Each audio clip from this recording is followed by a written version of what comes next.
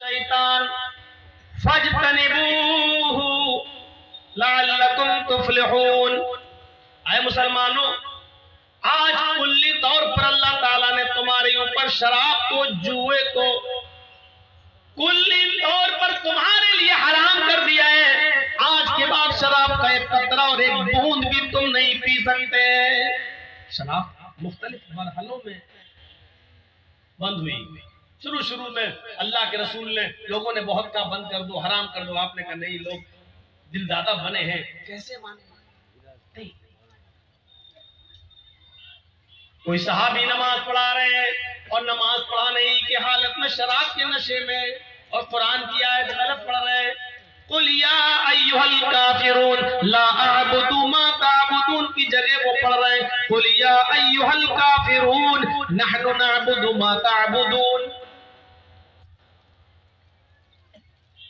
आए मोहम्मद सल्लल्लाहु अलैहि वसल्लम कहे तो क्या है काफिरों, ला अअबुदु मा ताबुदून, मैं उन देवी देवताओं की, खुदाओं की पूजा नहीं करता जिनकी तुम करते हो। लेकिन वो सहाबी क्या पढ़ रहे हैं, नहनु नअबुदु मा ताबुदून, मैं भी उनकी पूजा करता हूं जिनकी तुम करते हो, हम भी उनकी इबादत करते हैं जिनकी तुम करते हो। जब सहाबी ने ये पढ़ा, इधर नमाज पढ़ाकर फारिग हुए, उधर मोहम्मद रसूलुल्लाह पर कुरान की आयत नाजिल होती है, या अय्युहल्लज़ीना आमनू ला तक़रबुस्सलाह व अंतुम सुकारा। ईमान वालो, तुम नमाज के करीब मत जाओ उस वक्त जब तुम नशे के अंदर हो। जब तुम नशे में हो तो नमाज न पढ़ो। हत्ता तालमू मा तक़ूलून, उस वक्त तक नमाज न पढ़ो जब तक कि तुम अपने मुंह से जो बातें बोल रहे हो वो खुद समझने न लगो।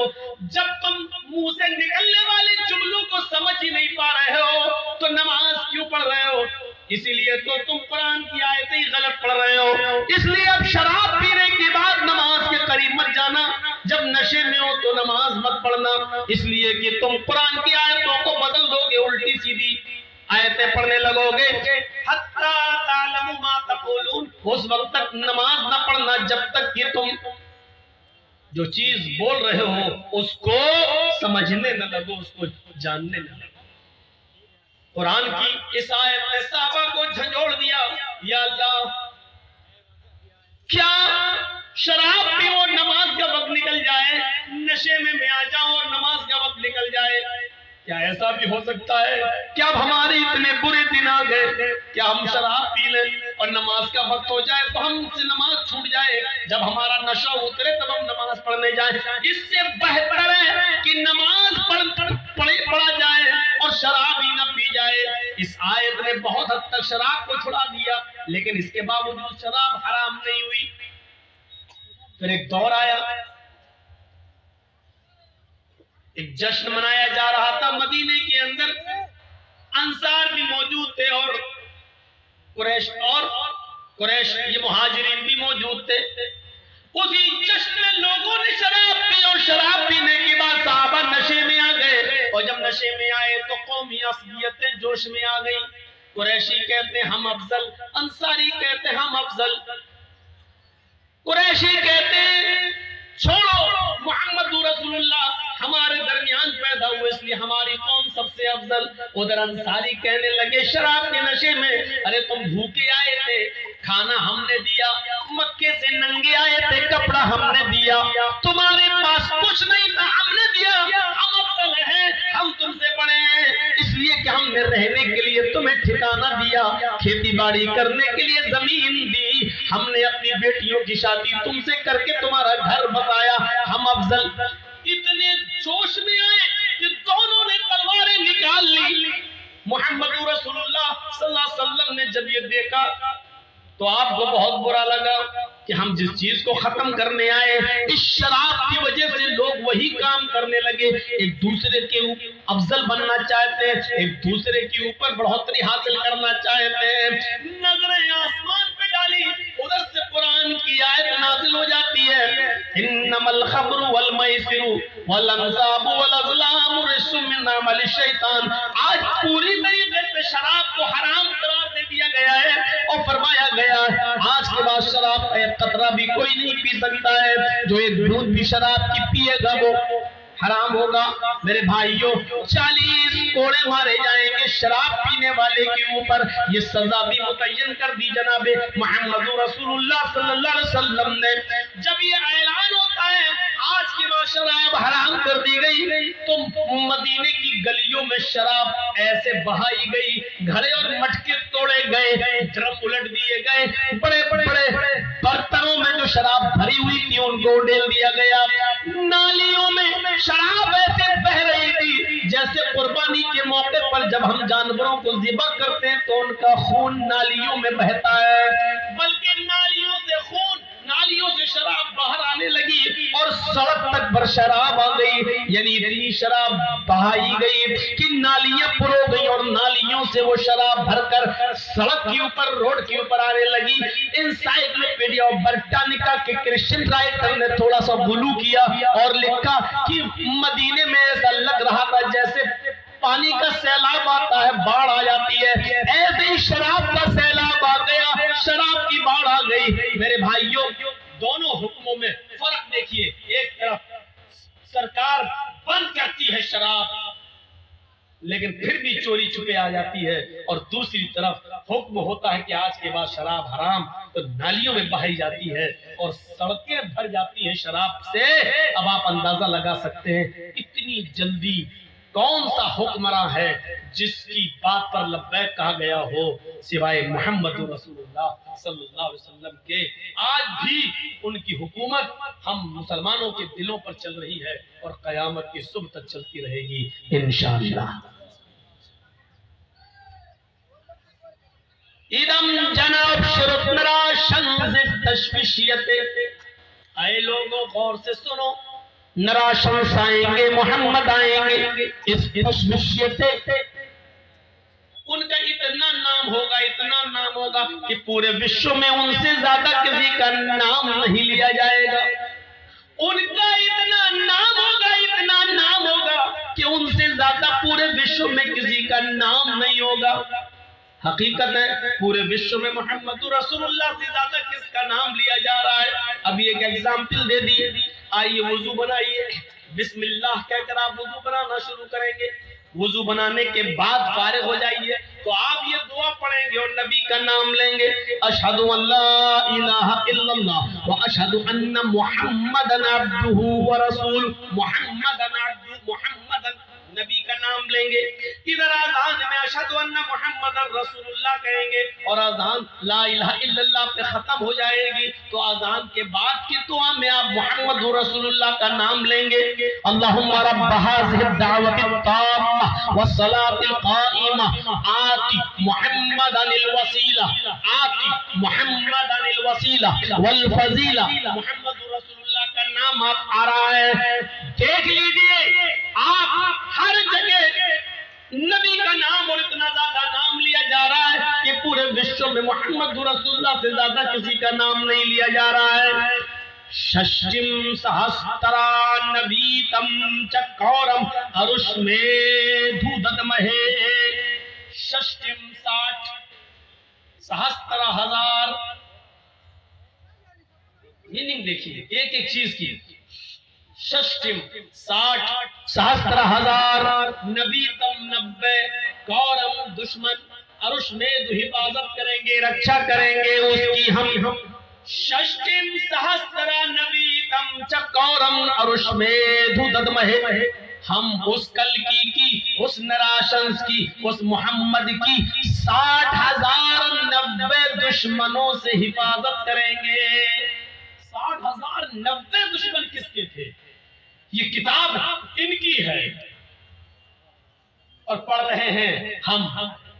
गौर कीजिए आप, तुम्हें बताने वाला तुम्हारा कोई नहीं मिला। 60,090 दुश्मन, जरा गौर कीजिए किसके थे। महाभारत की लड़ाई में देख लो कितने दुश्मन थे।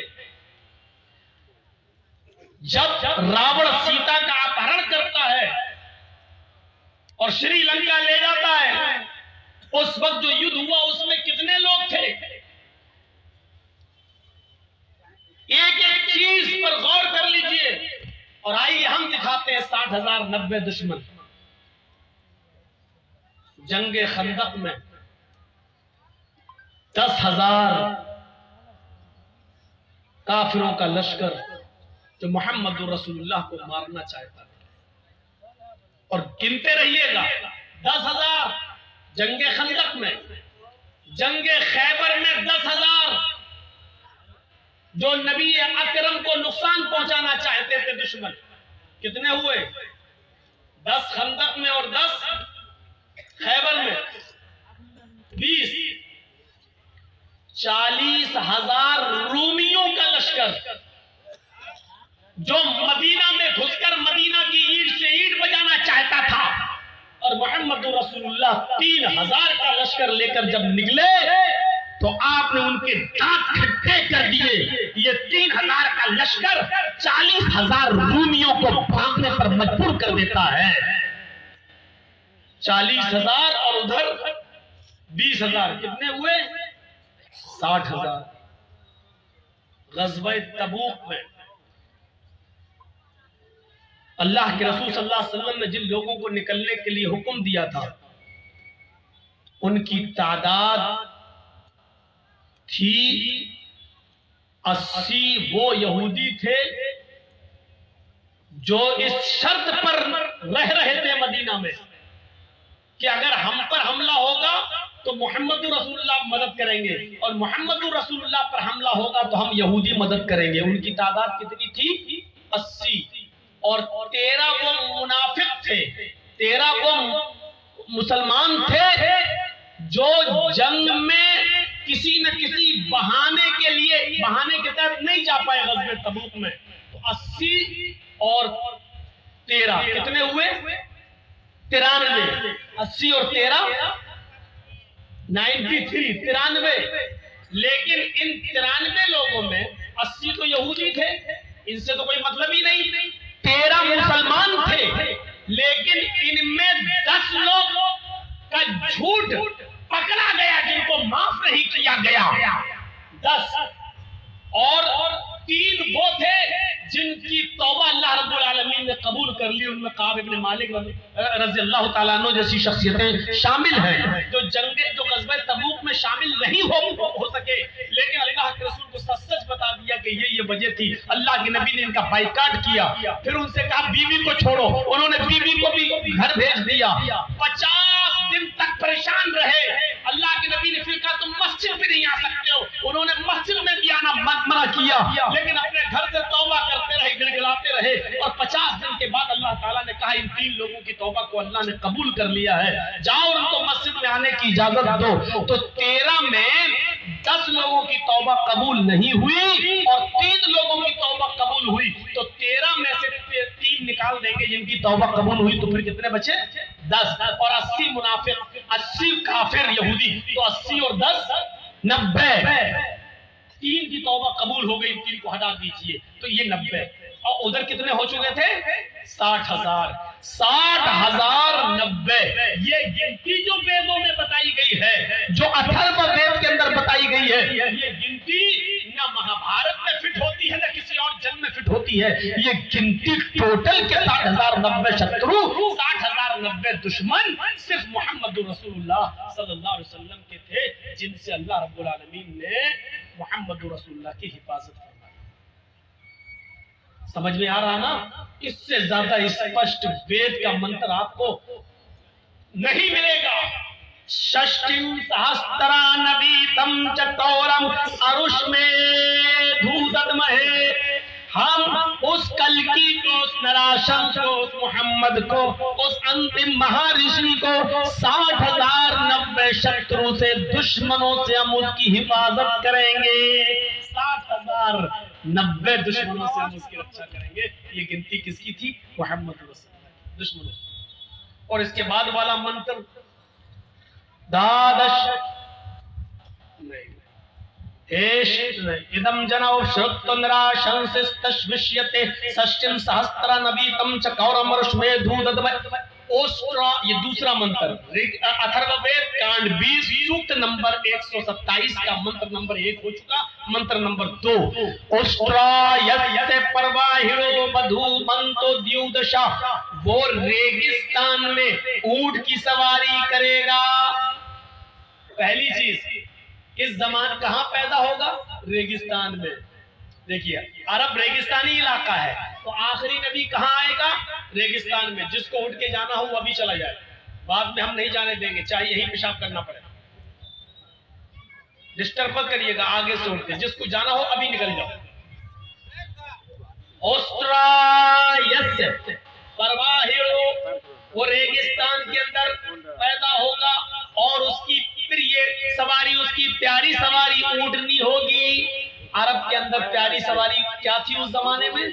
ऊंटनी। आज के जमाने में हमारे हिंदू भाई प्रतीक्षा कर रहे हैं कि कल की अवतार आया नहीं, आएगा आएगा। आज के जमाने में लोग ऊंट पर बैठना ही पसंद नहीं करते हैं। अब तो साइकिल के बाद मोटरसाइकिल और मोटरसाइकिल के बाद 4 व्हीलर और 4 व्हीलर के बाद अब तो फॉर्च्यूनर का जमाना आ चुका है। अब तो स्टैंडर्ड गाड़ियां चल रही है। अब वो पीछे क्या ऊंट वाला जमाना अब लौट कर आएगा? नहीं, रेगिस्तानी इलाके में आएगा। मरुस्थल में, रेगिस्तानी इलाके में, अरब जजीरतुल अरब में पैदा होगा और उसकी प्यारी सवारी ऊंटनी होगी। अल्लाह के नबी सल्लल्लाहु अलैहि वसल्लम ऊंटनी पर सफर किया करते थे, ऊंटनी की सवारी भी किया करते थे। आपने खच्चर की भी सवारी की है, आपने गधे की भी सवारी की है, लेकिन सबसे ज्यादा सवारी आपने ऊंटनी की है। यहाँ तक कि जब आपने आखिरी खुतबा दिया, खुतबा हज्जतुल विदा, तो उस मौके पर भी आपके पास एक ऊंटनी थी जिसका नाम कस्बा था। उस कस्बा ऊंटनी पर लगाम कसी गई और उसके ऊपर आपने बैठकर 1,44,000 1,44,000 साहबा के सामने खिताब किया है। आपने खुतबा दिया है, आपने 15-20 मिनट का खुद खिताब किया है हज्जतुल विदा के मौके पर। मेरे भाइयों गौर कीजिए, उस वक्त भी आप ऊंटनी के ऊपर सवार थे और उसी पर बैठकर आपने खुतबा दिया है। उसी पर बैठकर 1,44,000 साहबा को आपने खिताब फरमाया है। तो ऊंटनी आपकी प्यारी सवारी थी। ओस्ट्रायस्य परवाहिरो, वो रेगिस्तानी इलाके में ऊंटनी की सवारी करेगा। आपकी प्यारी सवारी ऊंटनी थी। बधूमन्तो द्युदशा, बधू बहू, यहाँ बीवी पत्नी के माना में। उसकी पत्नियों की तादाद संख्या होगी, उसकी कई पत्नियां होंगी, उनकी संख्या होगी द्युदशा। बधूमन्तो द्युदशा, द्यु मानी 2 और दशा मानी 10, द्युदशा 2 10, 2 + 10 द्युदशा। उसकी पत्नियों की गिनती होगी, संख्या होगी 2 और 10, कितनी हो गई? 12। मोहम्मद रसूलुल्लाह ने 11 औरतों से निकाह किया था। आपकी जिंदगी में आपकी बीवियों की तादाद 11 थी, लेकिन मुक़ौक़िस के बादशाह ने 2 लड़कियां, 2 लौंडियां तोहफे में भेजी थी मोहम्मद रसूलुल्लाह को कि आप इनको ले लीजिए। एक का नाम था सीरीन और एक का नाम था मारिया किप्तिया। सीरीन को अल्लाह के नबी ने अपने सहाबी हसन इब्न साबित को दे दिया था और मारिया को आपने बतौर लौंडी खुद पसंद कर लिया और आपने अपने पास रख लिया। इस लौंडी से आपका एक बच्चा भी पैदा हुआ जिसका नाम था इब्राहिम, जिसके 18 महीने हो जाने के बाद 1.5 साल की उम्र में जब इब्राहिम का इंतकाल हुआ है मारिया किप्तिया के बतन से, आपके पेट से पैदा होने वाले इस बच्चे का, तो उस वक्त नबी अकरम की आंखों में आंसू आ गए और आपने अपने बेटे के सीने पर हाथ रखकर रोते हुए ये जुमले अदा किए थे, इन्नल आइना तदमउ वल क़ल्ब यहज़न वला नक़ूलु इल्ला मा यर्ज़ा रब्बुना व इन्ना बिफ़िराक़िका लमहज़ूनून। या इब्राहिम, आ इब्राहिम, तेरे इंतकाल से, तेरी जुदाई से मेरी आंखें अश्कबार हो गई हैं, मेरी आंखों में आंसू है। वल क़ल्ब यहज़न, और मेरा दिल गमगीन है। वला नक़ूलु इल्ला मा यर्ज़ा रब्बुना, लेकिन हम ऐसे जुमले अदा नहीं करेंगे जिससे मेरा रब नाराज हो जाए। हम अपनी ज़बान से जुमले जुमले अदा नहीं करेंगे जिससे मेरा मौला मेरा परवरदिगार नाराज हो जाए। वही नबी फिराक़िका महज़ूनून, हाँ हम तुम्हारी जुदाई से, हम तुम्हारे इंतकाल से गमगीन जरूर है, परेशान जरूर है, लेकिन हर हाल में अल्लाह का शुक्र अदा करेंगे। हम ऐसे जुमले, ऐसे वर्ड यूज नहीं करेंगे जिससे हमारा अल्लाह नाराज हो जाए। तो बताने का मकसद ये है मेरे भाइयों कि 11 बीवी और एक लौंडी, 12 बीवियां वाला अगर दुनिया में कोई मिलेगा तो सिर्फ एक ही नबी है। इब्राहिम अलैहिस्सलाम की 2 बीवी हाजरा और सारा का जिक्र मिलता है। दाऊद अलैहिस्सलाम की 1000 बीवियों का जिक्र मिलता है। सुलेमान अलैहिस्सलाम की 99 बीवियों का जिक्र मिलता है। रामचंद्र जी की एक ही पत्नी सीता का जिक्र मिलता है। राम के पिता राजा दशरथ की 3 पत्नियों का जिक्र मिलता है। ईसा अलैहिस्सलाम की एक भी बीवी का जिक्र नहीं मिलता है। अल-गर्ज़ कहने का मकसद ये है, किसी के पास 3 है, किसी के पास 2 है, किसी के पास 1000 है, किसी के पास सिर्फ 99 नहीं है, किसी के पास सिर्फ एक ही है और किसी के पास एक भी नहीं है। लेकिन आखिरी नबी के पास कितनी पत्नियां होंगी ये गिनती और ये संख्या बता रहा है अथर्ववेद कि वो 12 बीवी जिसके पास होंगी वो अंतिम ऋषि होगा। 12 पत्नियों की देख रेख जो करेगा और जिसकी जेरे निगरानी 12 पत्नियां होंगी, जिसका निरीक्षण जो कर रहा होगा वो आखिरी नबी होगा। तब आखिरी नबी के पास 12 बीवी होंगी, तो 12 बीवियों वाला जब आखिरी नबी होगा तो वो नबी हमारे पास है और हम आपको दे रहे हैं, आप लेने से इनकार कर रहे हैं। 12 बीवियां अगर किसी के पास थी तो वो हस्ती थी मोहम्मद रसूलुल्लाह सल्लल्लाहु अलैहि वसल्लम।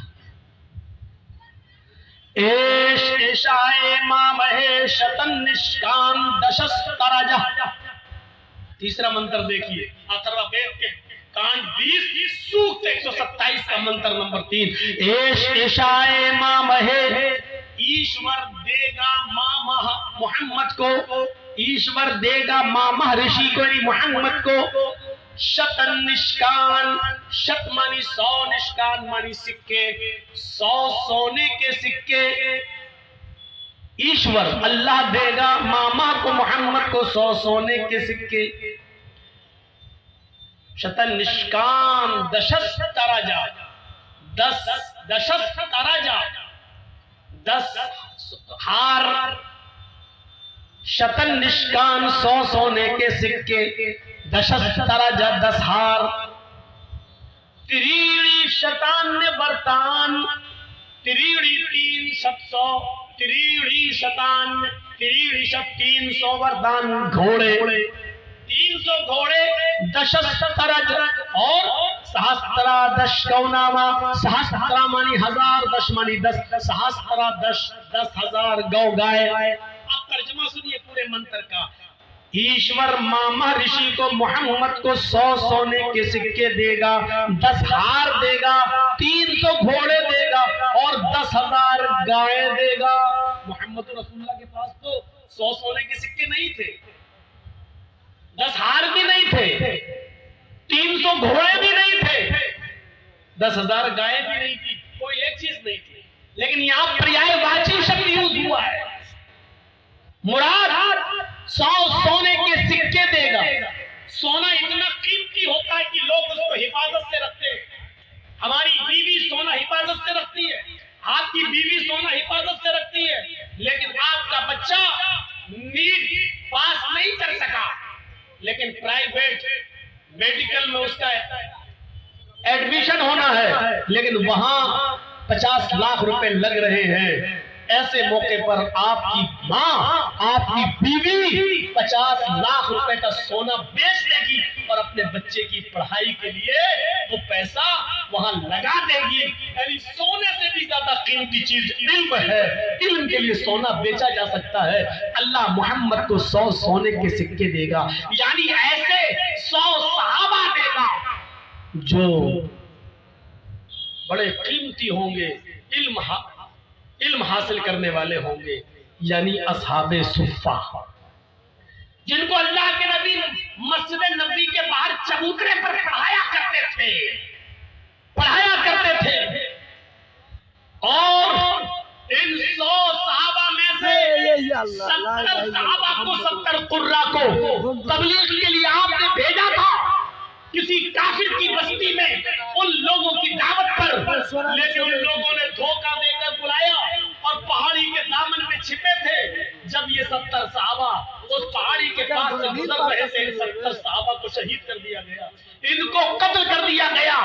इन 70 सहाबा जिनको बड़ी मेहनत से पढ़ाया था, जिनको कुरान का इल्म अल्लाह के नबी ने दिया था और सिखाया था, जब आपको पता चलता है कि 70 सहाबा शहीद कर दिए गए तो अल्लाह के रसूल को इसका सदमा इतना ज्यादा हुआ, इतना ज्यादा हुआ कि अल्लाह के नबी सल्लल्लाहु अलैहि वसल्लम ने मुस्तकिल 1 महीने तक आपने नमाजों के अंदर कुनूत नाज़िला पढ़ी, फजर में भी, ज़ोहर में भी, असर में भी, मगरिब में भी, इशा में भी, रुकू के बाद हाथ उठाकर कुनूत नाज़िला पढ़ी और इन 70 सहाबा को शहीद करने वाले काफिरों के लिए उसमें बद्दुआया जुमले अदा किए।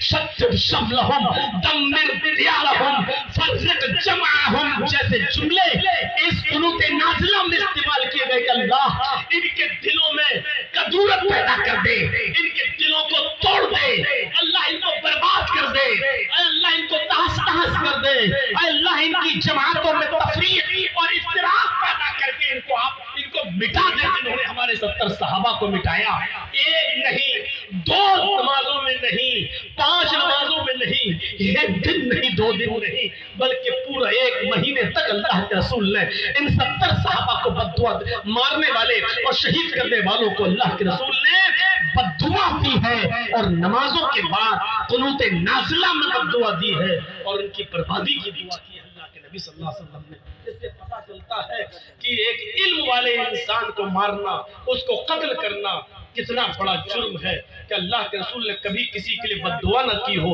लेकिन आलिम को कत्ल किया। उन 70 सहाबा जो कुर्रा थे, जिनका लक़ब कुर्रा था, जिनको कारी कहा जाता था, जब उनको कत्ल किया गया तो अल्लाह के रसूल ने 1 महीने तक उनके लिए बद्दुआ की।